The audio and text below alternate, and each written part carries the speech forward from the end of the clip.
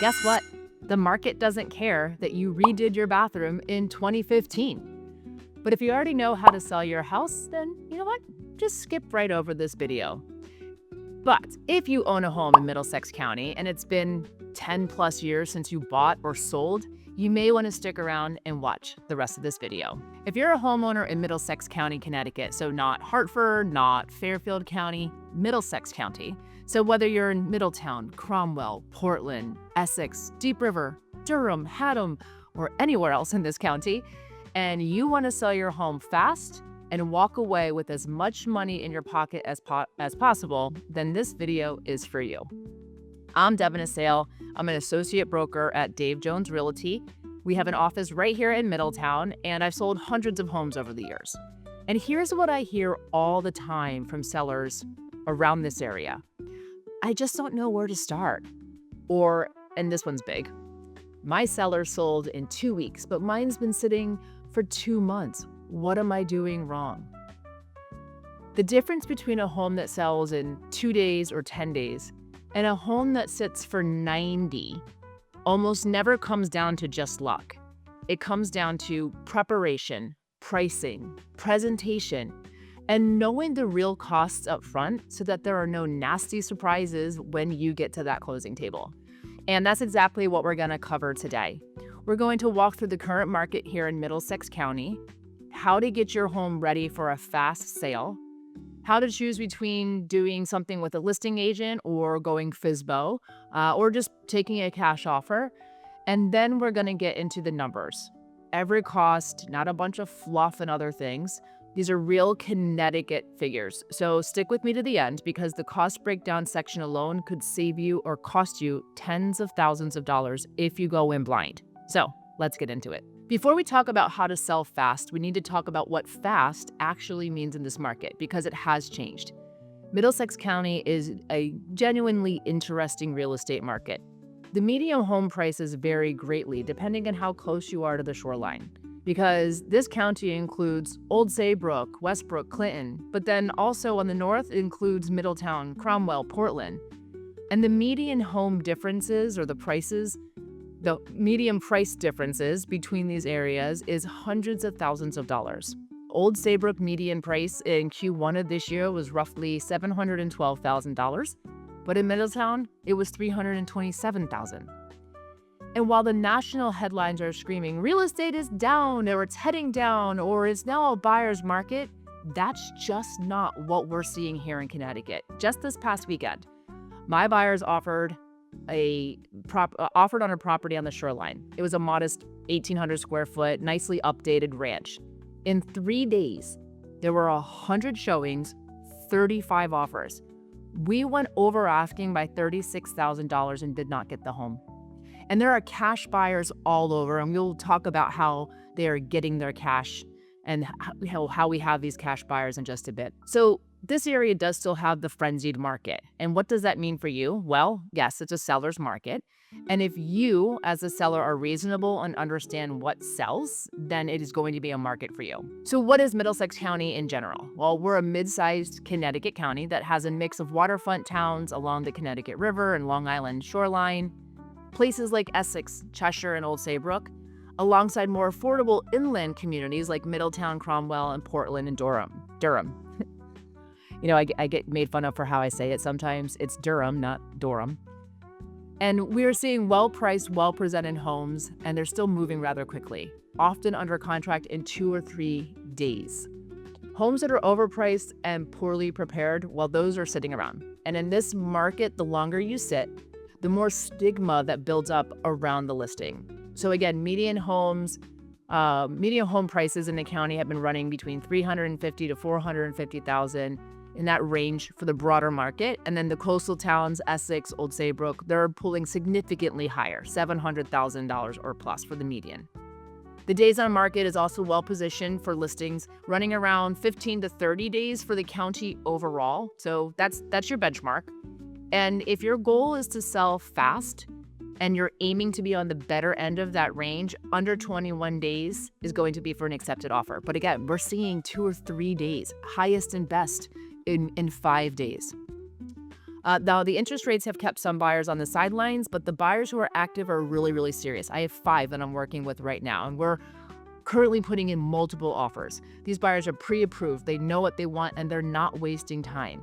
So that actually works for you in your favor as a motivated seller. You just need to make sure that your home shows up in front of looking the absolute best and at the right price. So with that context, let's talk about how to make that happen. There are 4 pillars to getting a fast sale in this market: price, condition, presentation, and marketing. If any of those 4 is weak, you're going to slow yourself down. So let's go through each one.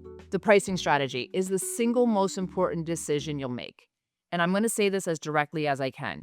Overpricing is the #1 reason that homes sit unsold in Middlesex County. Full stop. I've seen sellers price $30,000 over comparable sales because they need a certain amount. And then what happens? The home sits for 60 days, 90 days. Then they drop the price. The buyers see the price reduction and assume something's wrong with the house. So they actually end up accepting an offer lower than where they should have priced it from day one. Pricing to sell fast means pricing at or just below market value. If your home is worth $420,000 based on real comparable sales, then pricing it at $415,000 or even $419,000 can actually generate more interest and potentially more competing offers than pricing it at $439,000 and hoping that somebody bites. Your listing agent, should you choose to use one, should be providing you with a thorough comparative market analysis, or a CMA. That is not a Zillow estimate. And let me say that again. That is not your Zillow estimate.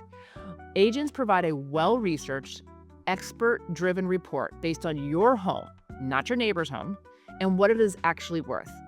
It's a careful look at homes with similar square footage, condition, location, features that have actually sold in the last 60 to 90 days within a reasonable radius of your home.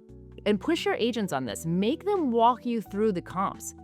If the number they give you feels uncomfortable, if it feels lower than you had hoped, understand that they're usually right and that the market is going to tell you the same thing, but a little bit more brutally honest if you choose to ignore it. So let's talk about condition. We are going to fix what matters and skip what doesn't. You do not need to renovate your kitchen before you sell. You don't need new hardwood floors throughout the house. But what you do need to do is address anything that will come up on a home inspection and give a buyer a reason to renegotiate or walk away. In Connecticut, buyers are going to routinely get home inspections, although recently, many buyers are waiving home inspections, or even worse, they're waiving septic inspections. I would never, ever recommend a buyer waiving a home inspection unless they are in the trades themselves, or unless they have a contractor or an inspector come with them on showings. But the common issues that kill a deal or slow things down include things like aging roofs, HVAC systems that are past their useful life, if you haven't serviced it, if there's evidence of water intrusion in the basement, cracking or falling foundation issues, knob and tube wiring in older homes. Yes, this still does exist. Asbestos tiling in the basements, not to be scared of, but it can kill a deal. And then septic systems, if they're older, they haven't been serviced recently, or if you like people I know, like my parents, you've never pumped it, even if you're on a private system. So my advice, especially if you've owned your home for over 10 years, or you haven't been in your attic since you bought the house, me included, then you want to, before you list, spend some money on a pre-listing home inspection, about $600 to $800, and get it done yourself. Yes, this costs money up front, but it tells you exactly what the buyer is going to find, and then you can decide on your timeline, without any pressure, what to fix, what to price in, and what to disclose. That pre-listing inspection gives you enormous control over the transaction. And then there's minor cosmetic things. So fresh neutral paint, clean the carpets, patch nail holes, clean caulk around the shower tubs, that's a big one, clean the furnace filter. These are all cheap and make a real difference in how a home feels to a buyer. Your first impression, besides photos, is going to be your curb appeal. And first impressions are everything. So here's the thing about curb appeal. Buyers form an opinion about your home before they even walk in the front door. If the landscaping is overgrown, if the front door paint is peeling, if the driveway has weeds coming through the cracks, you've already started in a hole. And you don't have to spend a fortune. Power wash the driveway, walkway and siding, mow and edge the lawn, plant some flowers, seasonal flowers, get some color in there. $30 at a garden center is going to make a real impact. Paint the front door. A fresh coat of paint in a classic color like navy, black, deep red, my favorite, yellow. These are one of the highest ROI things that you can do. Make sure that the house numbers are clean and visible. They need to find your house. Replace any burned out exterior lights. If you're selling in the fall or winter, and plenty of people are doing that, make sure that the property is clean, the leaves are raked, and the entry, like the walkway, feels welcoming. A wreath on the front door costs $25 and makes a house feel like a home. Good photography, non-negotiable. Almost every single buyer starts their house search online. That means that your listing photos are your home's first showing. I've seen beautiful homes with dark, blurry phone camera photos sitting on the market for weeks, while mediocre homes with professional photos are flying off the market. Professional real estate photography in Connecticut typically runs $200 to $400 for a standard shoot, right? Take your basic shots of all the rooms. Drone aerial shots, big plus, you're gonna add another $100 to $200. If you're listing with an agent, many of them are going to cover this cost and offer it as part of their service, and they should. If they don't, or if it comes out of your pocket, it is absolutely worth paying for. Do not cut corners here. And if your agent takes photos on their phone, run. They are not investing in marketing your property the proper way. We at Dave Jones, we are also going to do 3D virtual tours for every listing, as well as floor plans, professional videos, and premium listings on the major real estate websites like Zillow, Realtor, Homes.com. If buyers are relocating from out of state, and there are a lot of them still, they will spend serious time online with video tours before ever deciding to schedule an in-person visit. Okay, so let's talk about how you sell. You've got 3 main paths, and they each come with their pros and cons and trade-offs around speed, money, and hassle. Option 1, the best option, is listing with a licensed real estate agent.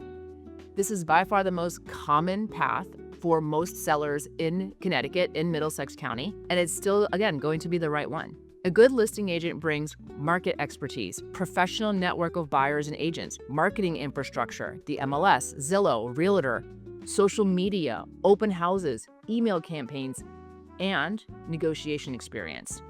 It is a trade-off with the commission.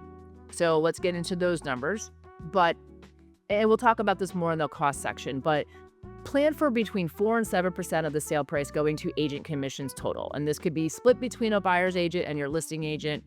So on a $400,000 home, that's between $20,000 and $24,000.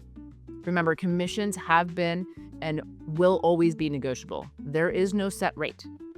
The speed advantage of a great agent is real also. An experienced agent who knows the market, who has relationships with buyers, agents across the state, and in other states, New York, New Jersey, Massachusetts, Florida, they're going to get some serious attention quickly to your home. They also know how to handle the inspection negotiation, the appraisal process, the attorney coordination that in Connecticut requires, and that matters. Plus, there are over 20,000 agents in the state of Connecticut, and we're all trying to find homes for our buyers. By listing with a licensed agent and getting your home on the MLS, those 20,000 agents are also trying to sell your home. So this path gets you the most exposure and the most money. It is worth the costs. Option 2, for sale by owner, or also called a FSBO. So if you're going FSBO, it means that you're handling everything yourself. There's no listing agent commission on your side. Sounds great, right? Well, yeah, you've saved yourself $10,000 to $12,000 on a $400,000 house. And here's the honest reality. FSBO homes in Connecticut typically sell for less and take longer to sell than agent-listed homes. This is according to national data. And Connecticut's market is not an exception.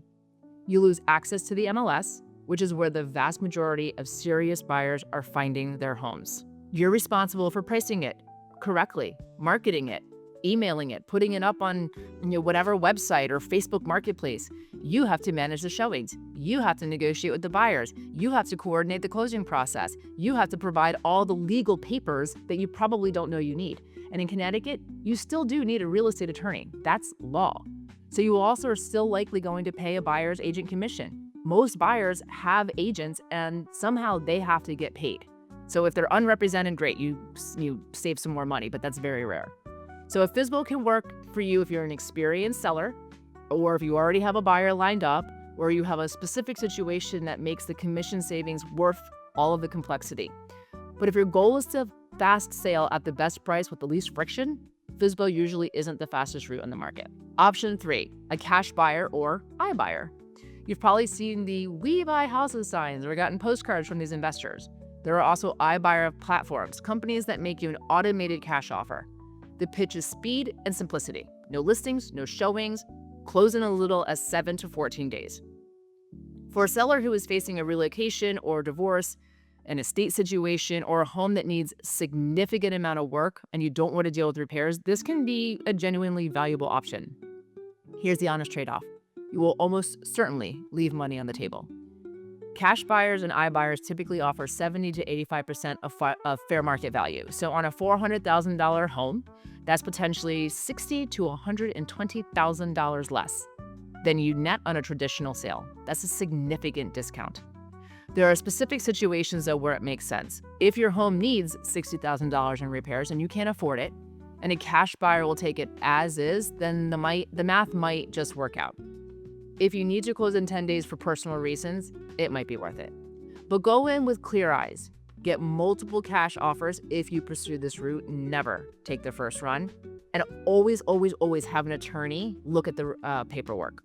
All right, so this is the section you've been waiting for. We're going to talk about the real numbers, because one of the biggest shocks that sellers face is sitting down to the closing table with their attorney and realizing that their net proceeds are significantly lower than they expected. And I do not want this to happen to you, as it happened to people that I know.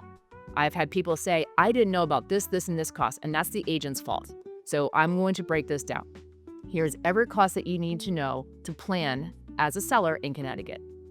Number 1 is going to be those real estate commissions. I charge for my services because I know that I'm going to get your house sold in the quickest amount of time with the least amount of headaches in the time frame that you want for the price that you want. So traditional transactions and commissions have been between 4 and 7%, split between the listing agent and the buyer's agent. After the 2024 NAR settlement changes, buyer's agent commission is now negotiated separately and not automatically set by the seller. And in Connecticut, that actually has always been the practice. But many Connecticut sellers are still offering buyer agent compensation to attract the buyers and these agents. So a lot more information can be found on that. Have a call with me. I can explain it more. In general, you can expect to budget 5 to 6% of the total sales price. Again, all negotiable. So on a $400,000 sale, $20,000 to $24,000. On a $500,000 sale, $25,000 to $30,000. Some agents will negotiate their listing side of the commission, especially for a higher priced home. It doesn't hurt to ask. But don't sacrifice experience and market knowledge to save a 0.5%.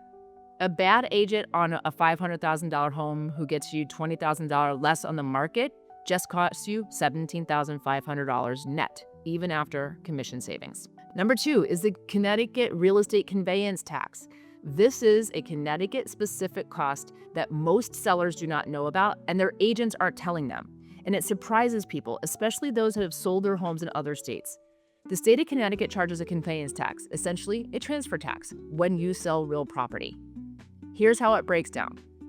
The state conveyance tax is 0.75 on the first $800,000 of the sale price, and then 1.25% on any portion above $800,000.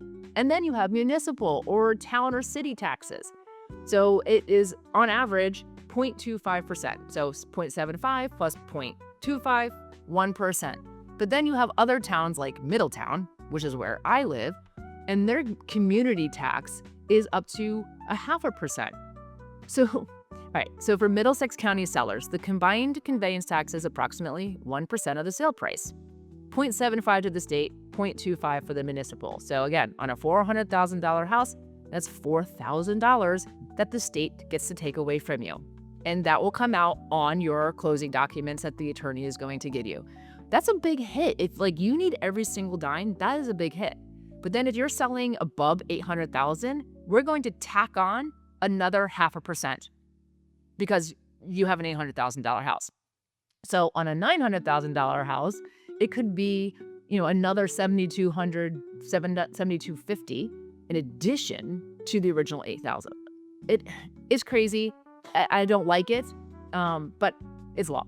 So then you also have your attorney fees. Connecticut is an attorney closing state. That means you are required to have a licensed Connecticut real estate attorney represent you at closing. This is not an option, and honestly, it is a really, really good thing. Your attorney protects your interest in the transaction. It's going to review the purchase agreement, handles the title work, and ensures that the deed is properly executed and recorded. Seller's attorney fees in Connecticut can run anywhere from $700 to $1,500 for a standard real estate closing. More complex transactions like estate sales, short sales, properties with title issues or boundary disputes, they may run higher, right? The more work the attorney has to do, they're going to charge you more. So you can shop it around. Rates do vary, but again, you get what you pay for. So ask your listing agent. For a referral, I have a network of attorneys I've worked with for the last 20 years that are fantastic. And then they also work with attorneys in other areas. So you have your buyer's attorney and your seller's attorney, and they oftentimes really know each other. So now let's talk about the pre-listing repairs that we talked about before and some staging costs. And this one is going to vary enormously based on the condition of your home, but let's be realistic, okay?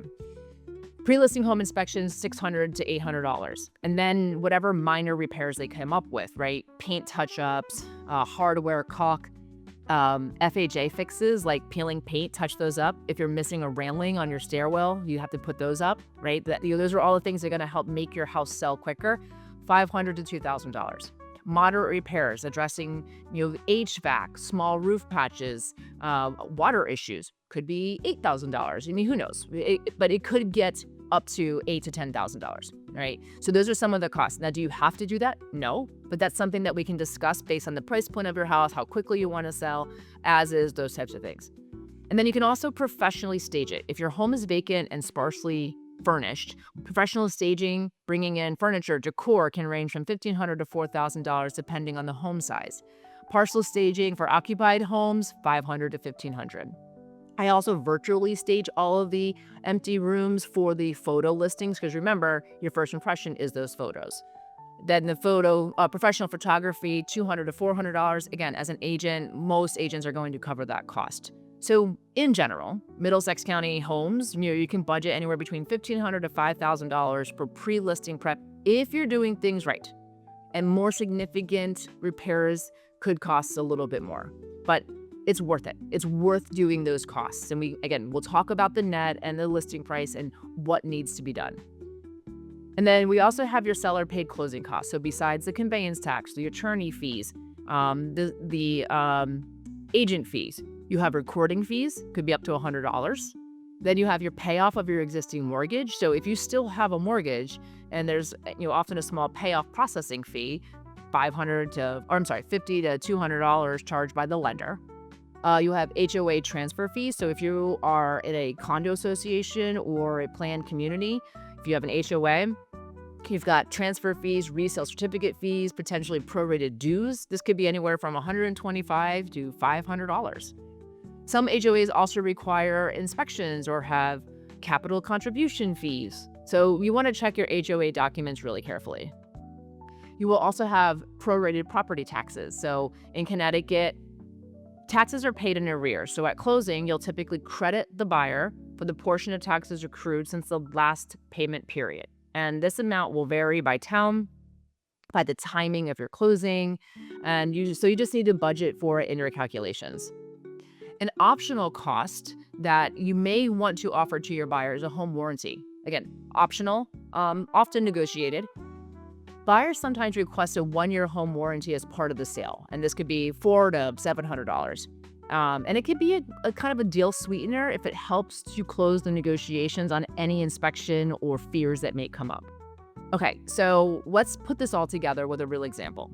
Assume you're selling a $420,000 single-family home in Cromwell.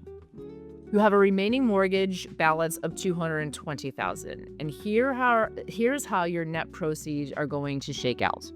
So you have your sale price of $420,000. You have your agent commissions that was pre-negotiated at 5.5%, and that's going to be split between the buyer's agent and the seller's agent or listing agent. So that's $23,100. You have your Connecticut conveyance tax of 1%, which comes out to $4,200, 1% of $420.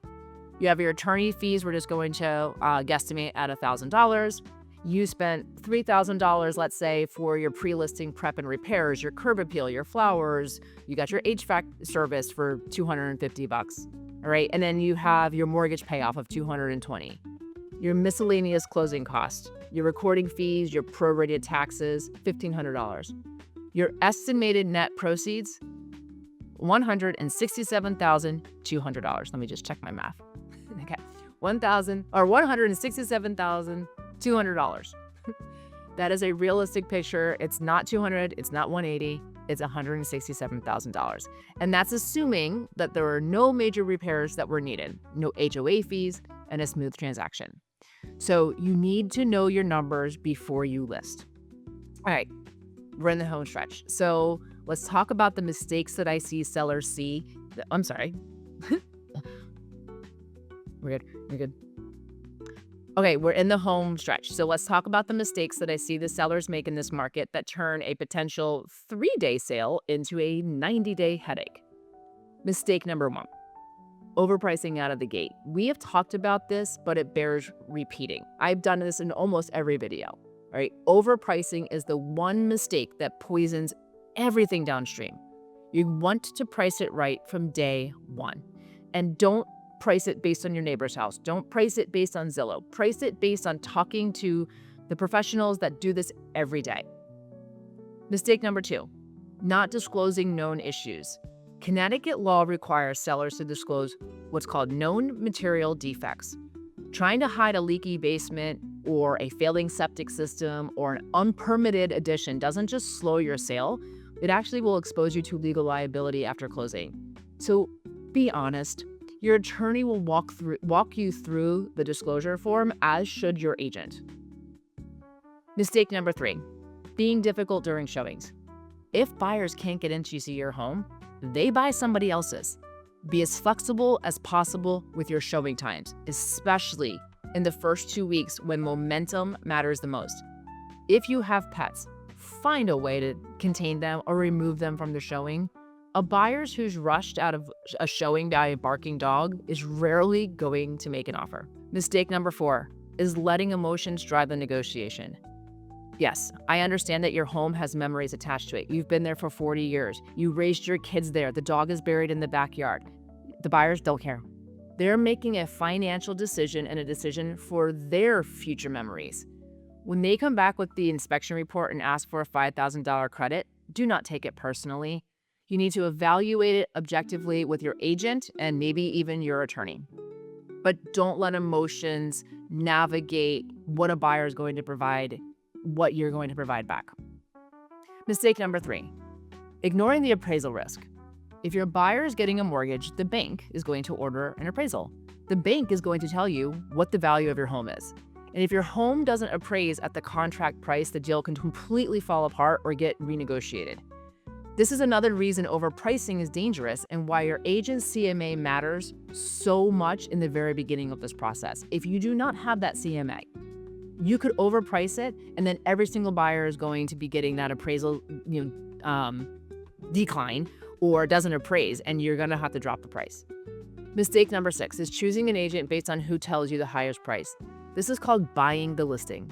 Some agent is going to tell you what you want to hear about the price, just to get the listing. Then, after a few weeks of no activity, they're going to ask you to reduce the price. Find an agent with a proven track record in Middlesex County or ask for references and trust the data over the flattery. So here's the bottom line. Selling your home quickly in this area in Connecticut is absolutely achievable. We do it every day, but it doesn't happen by accident. It happens because you go with a realistic pricing strategy, you prepare your home to show its best, and you choose the right method of sale for your situation, and you know your real costs before you ever sign a listing agreement. The sellers who walk away happy are the ones who treat this like a major financial transaction, not a casual decision to be made on a whim. You're talking about potentially your largest asset, and it deserves your attention, and it deserves your agent's attention. So if you take one thing away from this video, let it be this. Know your numbers before you list. Run your net proceeds estimate. Call me to discuss. I'm here to guide you and let you know all of the numbers and the steps so that you can make an informed decision on your next steps. And do consult with a real estate attorney early. Don't let the closing table be the first place to do all of this math. And I forgot one thing. We talked about cash buyers. Where are the cash buyers coming from? So do you know that many first-time home buyers are getting cash from family members? Mom and dad, who are now the baby boomers, they have cash and they want to see their children go and get the home of their dreams, and they're offering them cash. So people are saying, where are all these cash buyers coming from? That is one way that this is happening. So it is a good strategy. So if you're a buyer and you are being beat out, let's talk about that as well, of how we can maybe strategize that. But that's where a lot of this cash is coming from the older generation that are giving their children and their grandchildren the gift of the perfect house. So if you have a question that I didn't answer, drop it in the comments below. I do read every single one of them, and your question actually might become the topic of the next video. And if you're ready to start a real conversation about selling your home, it's not a hard sell, just a conversation. Just reach out. The link is in the description.